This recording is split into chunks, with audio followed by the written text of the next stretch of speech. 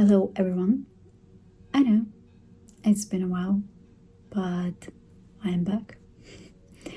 And I really wanted to talk about something that's been on my mind. No perfect lighting today, no perfect setup, just me and thoughts about design critics.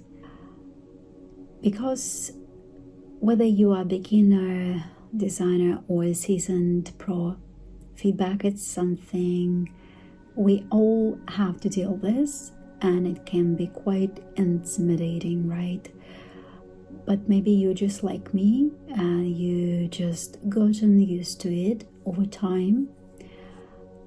But learning how to handle feedback and even embrace it can completely change how you grow as a designer.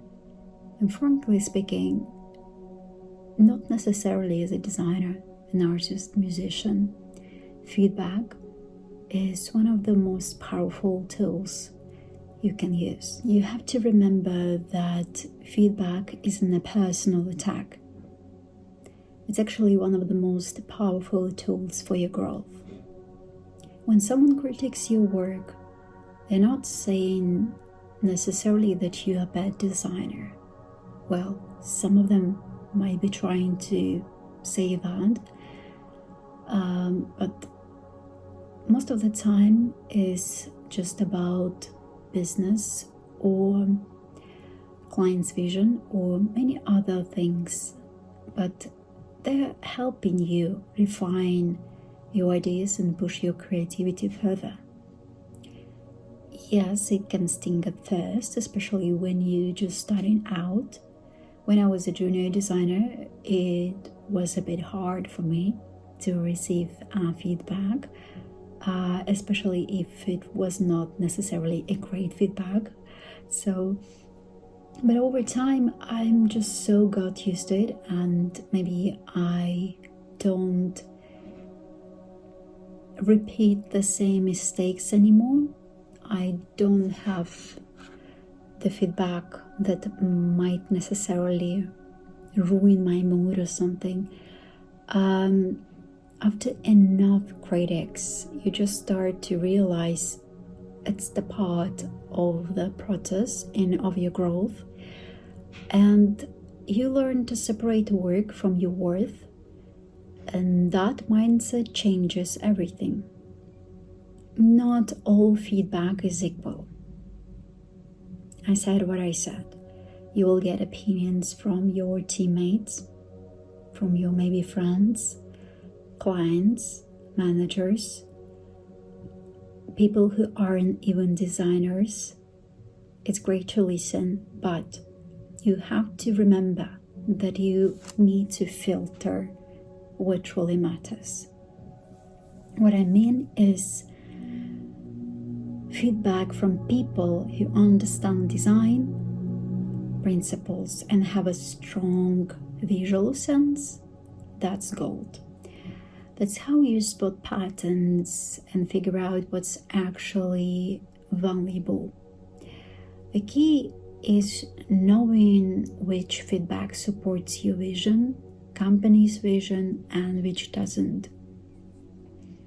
The other thing you need to learn when you become more experienced, that giving feedback is a skill too. Not everyone has the skill, unfortunately, but you need to learn it. And I had to learn that myself. When I started guiding junior designers, I realized how tricky it can be to give feedback that's both honest and helpful. And you have to be empathetic enough to give a constructive criticism, and don't kill the desire of a designer to create. I have also had share of bad experiences early on. I remember feedback that was aggressive, arrogant, and completely unhelpful. Let's be honest. And you know, the kind where someone says, "I just don't like it," exclamation mark, without explaining why. The kind of feedback can really crush your confidence.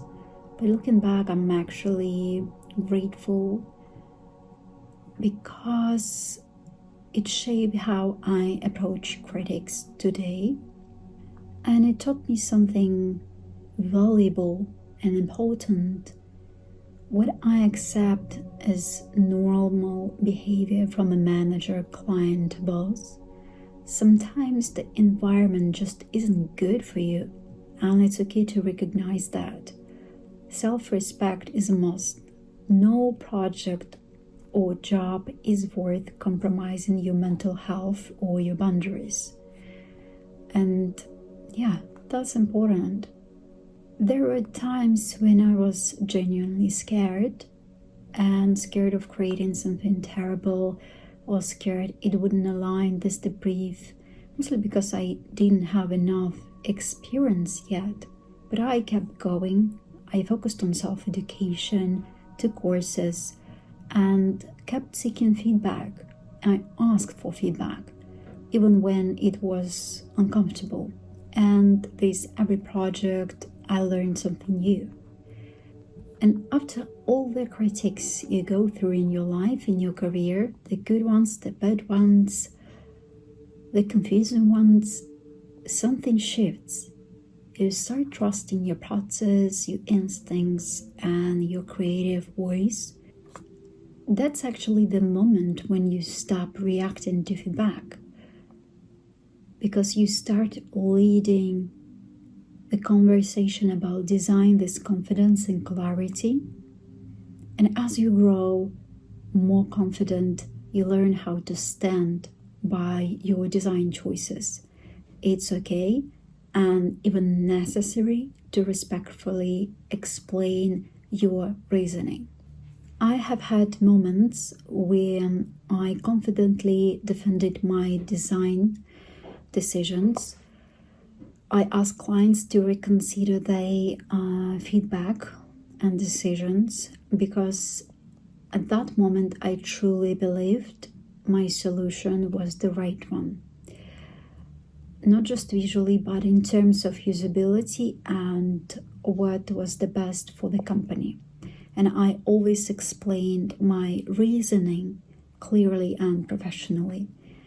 And it doesn't mean you have to be arrogant or disagree with clients. Absolutely not. You have to be very mindful about your decisions and when and how to defend them, and how you're going to present this to your manager or the client.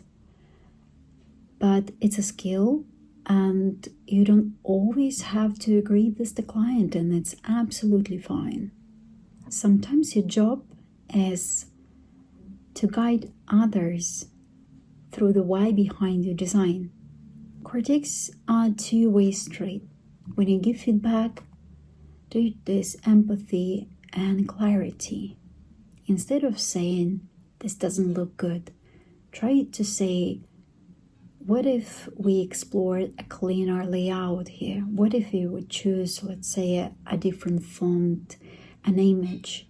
Isn't it better to deliver your message this way?" When everyone communicates this respect, critiques stop being confrontational and start being collaborative. That's where the best ideas come from. Navigating critiques is a skill that develops over time. The more you go through it, the easier it becomes to filter the noise, to recognize what's useful and what's not. Every critique is a learning opportunity. Each one helps you craft and strengthen your creative voice. It helps you to grow as a designer. So maybe next time you get feedback, take a deep breath, listen carefully, and see what you can learn. Whether it still feels sometimes intimidating or you've just gotten used to it like me, Remember, growth happens in those moments of reflection. I think that's all I wanted to say for now. Thanks for watching, and if that somehow resonated with you, you can write a comment and tell me how you handle your design critics. I would love to hear your experiences. And if you want me to continue my videos about design, or if you have certain questions, just let me know. I would be happy to record a new video. Bye for now.